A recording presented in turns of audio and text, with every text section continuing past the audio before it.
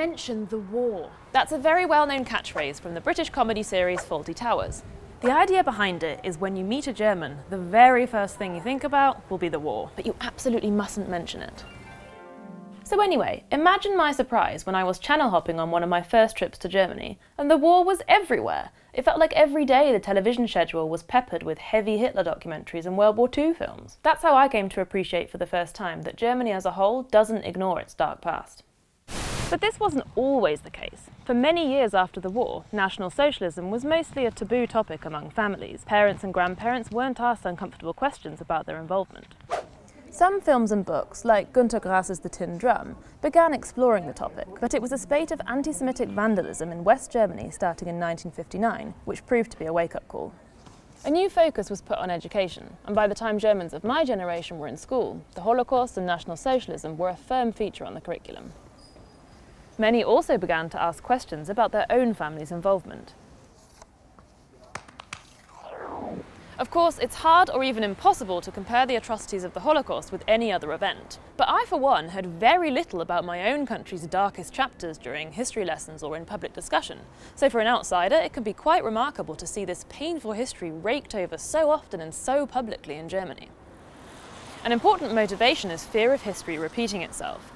Recent years have seen the re-entry of a far-right political party into parliament and several horrific murders by right-wing extremists.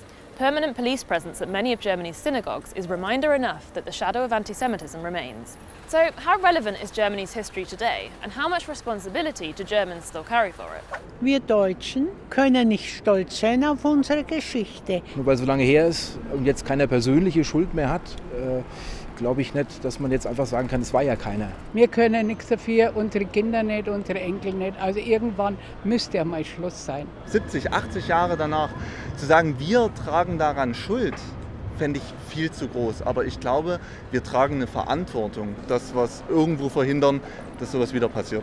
Wird in Deutschland genug, zu wenig oder zu viel darüber gesprochen? Ach, man kann gar nicht genug darüber sprechen. Manchmal denke man, es ist zu viel des Guten. Immer wieder, immer wieder, immer wieder. Ich glaube, es ist immer in Deutschland ein totales Tabuthema. Ich glaube, es wird viel gesprochen, aber die Aufmerksamkeitsspanne, die wird immer kleiner, um das Gesprochene auch zu bewerten. Gerade wenn man von der Schule zum Beispiel nach Hause kam und sowas gelernt hat, hat man halt natürlich auch die Eltern gefragt oder die Großeltern. Die Eltern, die noch aus der Zeit kamen, die wollten sich in gewisser Weise, auch wenn sie nichts damit zu tun hatten, distanzieren. Was mich nur immer wieder erstaunt ist, dass diese Generation angeblich nicht davon wusste, was damals passiert ist. Haben Sie manchmal Angst, dass sowas wieder passieren könnte? Ja, durchaus, ja, habe ich. Also es kann jederzeit wieder passieren. Wir sind jetzt nicht weder klüger als die Menschen damals noch Gott sonst irgendwas. Nein. Keine Angst. Hier bei uns in Europa haben wir genug gelernt, der Erste und der Zweite Weltkrieg. Ich glaube nicht, dass das sowas kommt. Und die Menschheit ist vernünftig geworden.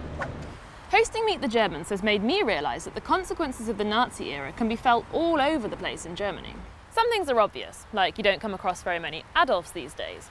But then the war and the Nazis also came up when I was researching episodes on things like hiking, films, fashion, all sorts of seemingly unrelated topics.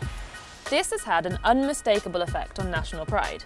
You rarely see the German flag flying here, unless the World Cup is on. And there's no visible pride in the armed forces either. In fact, it seems the country's military is more often ridiculed than celebrated. That's not to say that most Germans are not proud of their country. Many are, but their patriotism is usually quiet and practical, rather than loud and emotional. Germans are also among the most pro-EU Europeans. One of the organisation's founding purposes was, after all, to promote peace in Europe. Some reminders of the war are visible when walking around the streets too. Take this building, the Haus der Kunst or House of Art in Munich. It's a prominent example of Nazi architecture. So what do you do with something like this? Is it enough to take something tainted and do something good with it, or does it need to be removed? After years of discussion about various buildings like this one, the jury's still out. What about memorials to the victims of the Nazis? They can be found all over the place in Germany, often organised and financed by the local community.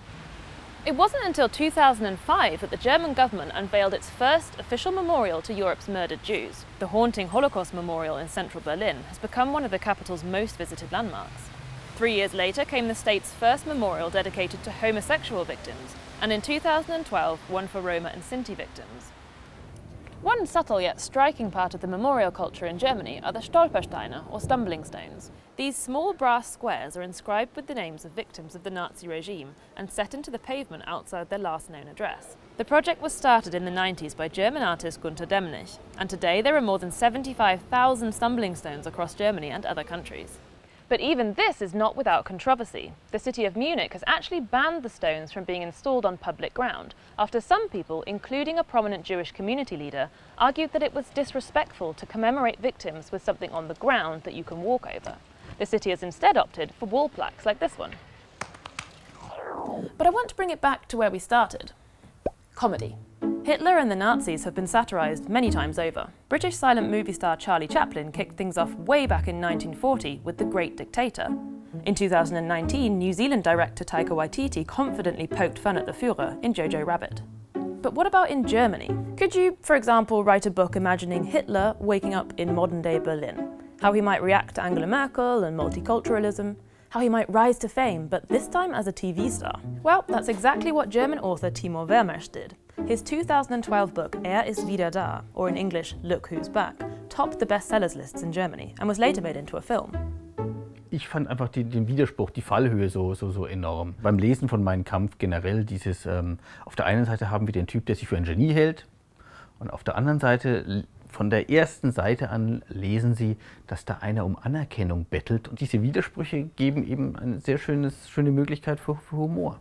Haben manche Leute dann gesagt, dass sie zu weit gegangen sind? Ja, aber sie konnten es nicht wirklich begründen. Sehr häufig stößt man halt auf nicht viel mehr als ein antrainiertes Tabu, das aber nicht untermauert ist. Die Lesereaktionen waren sehr unterschiedlich. Die einen fanden das verstörend, wie man es in diesem Kopf so lange aushält, und der Kopf ist ja nicht verändert worden. Das ist ja sehr, sehr original Hitler. Und andere sagten dann, hey, super, wie er der Merkel einen drauf gibt, der sagt, was noch mal gesagt werden muss. Die haben nach sehr kurzer Zeit dann auch vergessen, wer da zu ihnen spricht. Der Leser ist mit dem Buch allein. Er hat die Möglichkeit zu sagen, das ist zu viel, so nicht, da hören wir jetzt mal auf. Aber er macht's nicht, weil es so schön witzig ist. Now it's time for you to have your say. What do you think about how Germany deals with its past? And have you got any other questions? Let me know in the comments.